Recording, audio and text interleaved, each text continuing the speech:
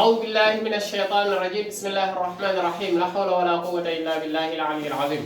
mbokki asalaamaaleykum wa rahmatullahi wa barakaatu ñu ngi leen di nuyu di leen ziar di leen baalu xaq di leen baal xaq di ñaan borom bi subhanahu wa taala boo leen jéggal ñu ñëwaat beneen yoon ci fàttali naka la ñuy defaree julli comme ni ma koy waxee rek julli gaawut a yàqu léeg-léeg nga gis koo xam ne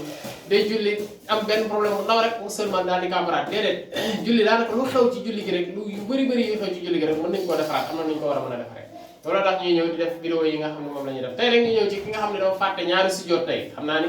ëppal na lool ba fàtte ñaari sujjóot wala mu sant ndaw koor gi jàpp ko mu fàtte ñaari sujjóot naka lay loolu mën a amee lu mu nga def sa lekkaam ba pare daal di def sa kàbbaru armal daal di jàng sa faatiha ak sa daal di rukoo bi nga rukoowee sigi rek bi nga sigee rek jàpp ne dangaa sigi ci rukoo surtout nag ñi nga xam ne seen sigi ci rukoo rek day xaw a yàgg booy fàtte ko jàpp ne dangaa sigi ci rukoo bi ko commencé jàng faatiha ak saar bi nga commencé jàng faatiha rek sa xel dem ci ni yow kat rukoo woo woon sa rukoo ba ne nekkete nooy def da ngay def demal nga sujjóot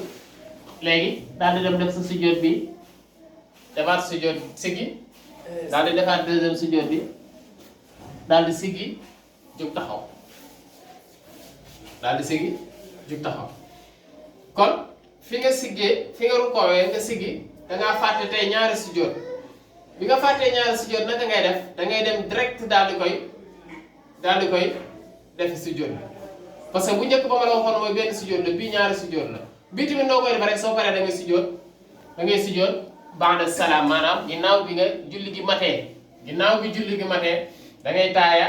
da ngay def sa taaya ba mu mat di sëlmal asalaamaaleykum daal di sujjóot benn sujjóot daal di defaat beneen siggi daal di sujjóot beneen sujjóot daal di siggi toog daal di taaya daal di sëlmal asalaamaaleykum waaye daal di jeex kon loolu moo nekkoon suñu vidéo tey kon jàppal ne saa yoo fàttee ñaari sujjóot te fàttaliku ko te nekk ci jàng